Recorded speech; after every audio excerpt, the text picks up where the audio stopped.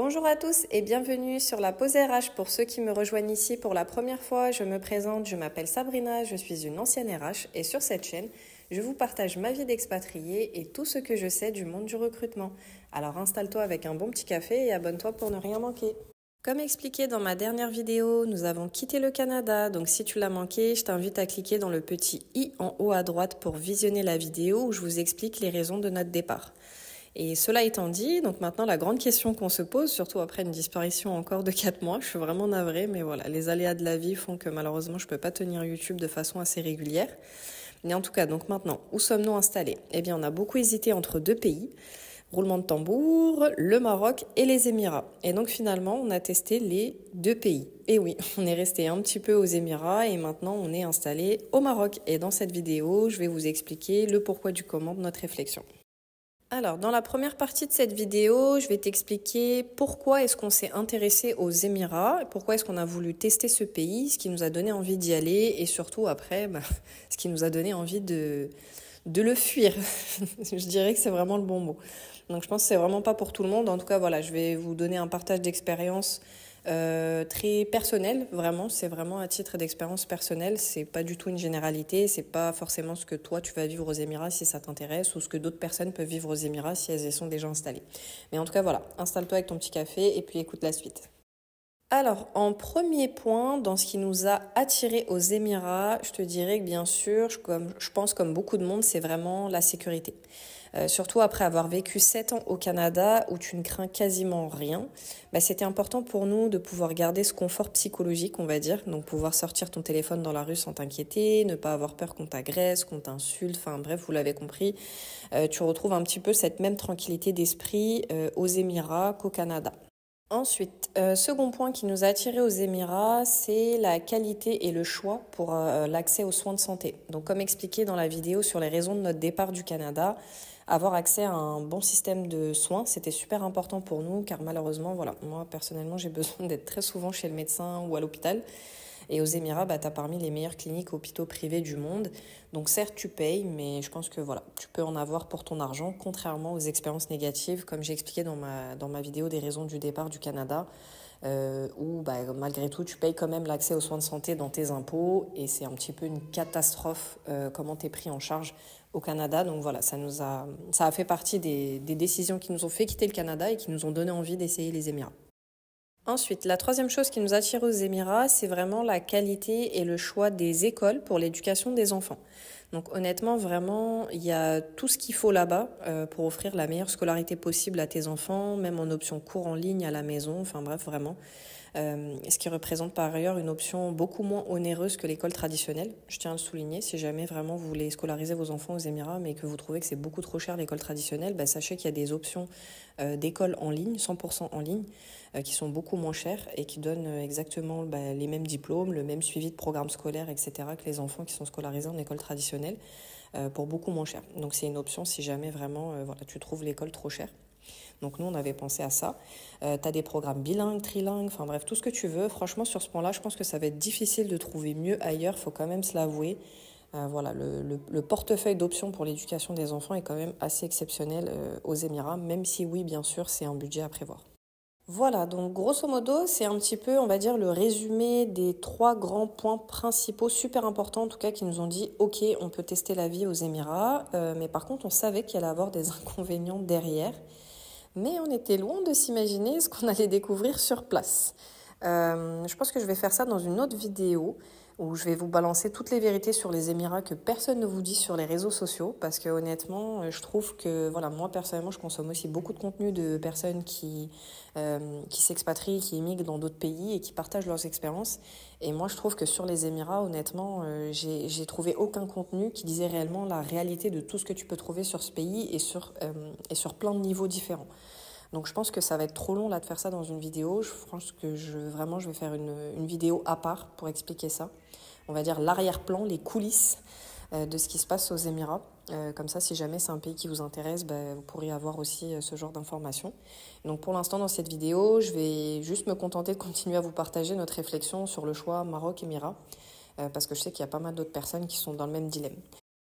Donc on enchaîne avec les inconvénients prévisibles des Émirats, on va dire ça comme ça pour aujourd'hui. Comme j'ai dit, je préparais une vidéo plus détaillée, mais on va dire en tout cas les inconvénients auxquels on a pensé avant d'aller. Pas forcément ceux qu'on a découverts sur place, mais juste voilà, juste pour vous expliquer un petit peu la réflexion de ce qu'on imaginait qui allait être un petit peu plus dérangeant, on va dire, aux Émirats par rapport au Maroc. Alors donc, le premier inconvénient des Émirats, même si ça va vraiment être très subjectif, mais en tout cas pour moi c'est vraiment classifié comme un inconvénient et non pas comme un avantage, c'est le climat. Personnellement, je déteste la chaleur, je déteste avoir chaud, je déteste transpirer, bref, je préfère les climats tempérés ou froids. Mais déjà, après avoir vécu dans un extrême de froid, l'idée d'aller vivre dans un extrême de chaud, pour moi, c'était moyen. Et je confirme qu'après avoir vécu l'expérience de l'hiver aux Émirats, puisqu'on y était de janvier à mars, il fait super chaud. C'était même pas l'été qu'il y avait déjà des températures au-dessus de 30 degrés, avec beaucoup d'humidité en plein mois de février, donc j'ose même pas imaginer le mois d'août. Bon, après, il y a quand même eu des températures agréables autour de 20-25 degrés, mais c'est vraiment pas quelque chose de régulier et de fréquent. La majorité du temps, il fait quand même super chaud. Surtout qu'en plus, cette année, il y a eu beaucoup de pluie et d'inondations. Je pense que vous avez dû voir ça ou suivre ça. Et le pays, il est vraiment pas équipé. Donc dès qu'il pleut, c'est un peu comme quand il neige en France. Tout est bloqué, tout est inondé, les écoles ferment, les entreprises ferment, personne se déplace. Enfin bref, c'est extrêmement compliqué. Donc déjà de base, je savais que le climat allait être un inconvénient, mais quand je l'ai expérimenté sur place, pour moi, c'est rédhibitoire. Honnêtement, vraiment, pour moi, c'est rédhibitoire. Ensuite, deuxième inconvénient prévisible, c'est le coût de la vie. Mais quand on dit que le coût de la vie est élevé, c'est vraiment très élevé. Donc clairement, pour aller là-bas, on va pas se mentir, il faut de l'argent, beaucoup d'argent. Pareil, je préfère pas trop m'étaler là-dessus puisque la vidéo serait trop longue. Je pense que j'en ferai une plus détaillée prochainement. Mais s'il vous plaît, n'écoutez pas les gens qui vous disent que vous pouvez vous installer aux Émirats avec 20 000 euros sans travail, sans rien. C'est pas vrai. Je donnerai vraiment beaucoup de détails dans une prochaine vidéo, mais faites attention. Moi, je trouve que sur les réseaux, des fois, on parle beaucoup du côté paillettes, on parle beaucoup des expatriations qui sont réussies, et on ne parle pas assez des expatriations qui échouent. Et on a entendu vraiment beaucoup d'histoires presque à faire verser une larme de gens qui sont partis aux Émirats et qui ont littéralement tout perdu et qui se sont retrouvés dans des situations financières extrêmement délicates. Donc je prépare une vidéo là-dessus, mais faites attention. Ensuite, troisième inconvénient prévisible, et ça concerne uniquement si votre projet d'expatriation, il inclut le fait de chercher un travail sur place.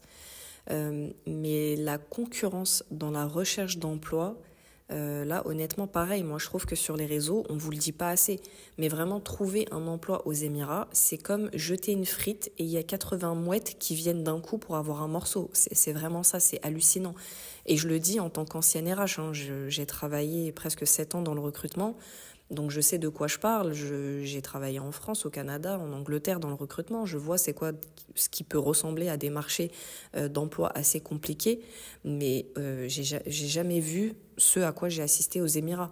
Il y a vraiment 1000 postulants par poste en l'espace de 6 heures. De publication d'annonces. C'est vraiment littéralement ça. L'annonce est publiée en 6 heures, il y a 1000 CV qui ont été envoyés. Enfin, c'est vraiment, je pense, c'est du jamais vu dans l'histoire du recrutement. Donc, compter sur une recherche d'emploi pour vivre là-bas, je pense que c'est pas la meilleure idée du siècle. Faut vraiment trouver d'autres solutions pour gagner sa vie. Et comme je l'ai dit, je vous en dirai plus, je vous donnerai plus de détails dans une prochaine vidéo. Donc voilà, on peut dire que ça résume un petit peu la pensée qu'on a pu avoir avant de venir aux Émirats. Donc c'est vraiment ce qu'on s'est dit, que ça soit en termes d'avantages et d'inconvénients, c'est à peu près ce à quoi on s'attendait retrouver sur place, même si au final les points négatifs étaient finalement beaucoup plus exacerbés que ce qu'on pensait. Et c'est pour ça qu'on est parti, ça fait partie des raisons qui ont fait qu'on est parti. Mais comme je l'ai dit, plus de détails dans d'autres vidéos. Maintenant, je vais passer aux avantages et aux inconvénients qui nous ont poussés à la réflexion et à réfléchir au Maroc et ce qui ont fait qu'aujourd'hui, on est au Maroc. Alors, c'est parti avec le premier avantage majeur du Maroc. Donc, comme j'en parlais dans la première partie par rapport aux Émirats ou même par rapport au Canada, bien sûr, c'est le climat. Non, sérieusement, quand tu sors d'un pays avec 6 mois d'hiver intense, aller vivre dans un climat tempéré, franchement, c'est le rêve. Après, c'est vrai, il faut bien choisir sa ville car il y a beaucoup de disparités quand même de température au Maroc. Par exemple, il va faire quand même beaucoup plus chaud et beaucoup plus lourd à Marrakech qu'à Tanger, par exemple. Mais ça reste quand même un des climats qui se rapproche le plus de ce à quoi on est habitué quand on a vécu en France. Donc c'est vrai que pour nous, c'était assez important et finalement, maintenant qu'on est sur place, c'est quand même assez agréable à vivre. Alors ensuite, le second avantage à vivre au Maroc, et là pour le coup c'est l'exact opposé des Émirats, mais c'est le coût de la vie. Je tiens quand même à faire une petite précision, c'est qu'au Maroc, il y a des choses vraiment pas chères et il y a des choses qui sont quand même assez onéreuses et qui sont même des fois beaucoup plus chères que les prix auxquels on peut être habitué en Occident, que ce soit au Canada, en France et des fois même sur certains points par rapport aux Émirats. Je ferai une vidéo plus détaillée là-dessus pour vous dire, pour vous expliquer exactement qu'est-ce qui va pas coûter cher, qu'est-ce qui va coûter cher au Maroc. Mais on va dire que de manière générale, c'est sûr que le budget pour vivre au Maroc, il est divisé par 4, clairement, par rapport au budget qu'il faut pour pouvoir avoir une vie décente aux Émirats. Donc restez connectés, pareil, pour une prochaine vidéo avec plus de détails. Si je m'étale ici, comme j'ai dit, ça va être beaucoup trop long. Mais voilà, on va garder en tête que le Maroc, ça reste compétitif en termes de prix, mais pas sur tous les domaines. Donc faut quand même être vigilant aussi sur ce point-là. Ensuite, on enchaîne avec le troisième avantage qu'on est venu chercher au Maroc, et pas des moindres, surtout comparé aux Émirats, c'est vraiment les paysages et la nature. On va pas se mentir, quand tu quittes la France et surtout le Canada, ça fait quand même un choc d'arriver aux Émirats, littéralement un désert de béton. Désolée de le dire comme ça, mais honnêtement, voilà, on va pas se mentir que le Maroc, c'est quand même un pays super diversifié en termes de nature et quand tu détestes la ville comme moi, bah, c'est un petit peu indispensable à ton bien-être. Donc ça fait partie des avantages non négligeables que le Maroc offre et que les Émirats n'offriront jamais. Et ensuite, un quatrième et dernier avantage du Maroc, juste pour résumer un petit peu la situation, voilà ce qu'on a aimé et finalement ce qui nous a fait décider de venir au Maroc et d'y rester, c'est la proximité avec les familles et l'authenticité du pays.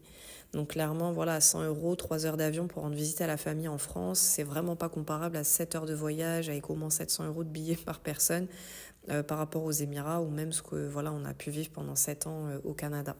Donc sur le long terme, surtout voilà, quand maintenant ta famille s'agrandit, que tu as des enfants, c'est quand même beaucoup plus agréable et on est très heureux par rapport à ça.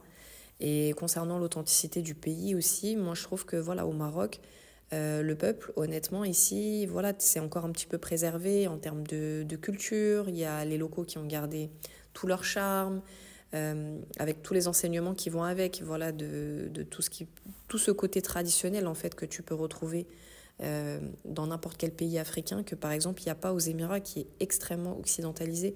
Donc finalement, ça a fait du bien aussi de faire un petit peu un retour aux sources par rapport à notre culture d'origine. Et vivre des choses aussi simples qu'être reçu par ses voisins, recevoir des conseils voilà, des personnes plus âgées, discuter, rigoler avec les commerçants du quartier. Enfin bref, c'est quand même un pays où tu sens la chaleur humaine, contrairement aux Émirats où tout ce que tu sens, c'est la chaleur du soleil. Donc voilà, je pense que ça fait une assez longue vidéo pour aujourd'hui, même si j'ai encore beaucoup de choses à dire, je vais tout découper en plusieurs parties. Je pense que ça sera plus agréable et plus clair à écouter et à comprendre. Par exemple, j'ai pas du tout parlé des inconvénients du Maroc. Mais il y en a quand même, donc je prépare aussi la vidéo à ce sujet. Et je reprécise, même si j'ai déjà dit au début de la vidéo, mais que tout ce que je viens de partager, c'est vraiment très très très subjectif. C'est très personnel à ce que nous on aime et ce que nous on déteste. Et ça ne veut pas du tout dire que d'autres personnes qui sont au Maroc ou aux Émirats ressentent la même chose ou que toi-même, c'est des choses sur lesquelles voilà, tu vas être d'accord ou que tu vas ressentir les mêmes impressions. Donc vraiment, c'est très personnel, c'est très subjectif. Et donc à part ça, merci beaucoup pour ton écoute et reste connecté pour ne rien manquer dans les prochaines vidéos. Et puis tu peux aussi me suivre sur Insta, même si en ce moment c'est vrai, c'est un petit peu désert les réseaux, je suis désolée. Mais voilà, comme j'ai dit, dans la même année, on a fait 2 pays d'un coup. C'était un petit peu compliqué d'être assidu, mais de temps en temps, j'essaye sur Insta d'ouvrir des petites boîtes à questions. Donc si jamais tu passes par là et puis que tu as des questions, je suis quand même plus réactive dans les boîtes à questions que je vais ouvrir en story sur Insta que par exemple toutes les questions qu'on peut me poser en commentaire. C'est vrai, même des fois répondre aux commentaires, malheureusement ça me prend trop de temps. Donc je suis pas très assidue là-dessus, je suis vraiment désolée. Mais en tout cas voilà, merci encore pour ton écoute et puis à bientôt sur la pause RH.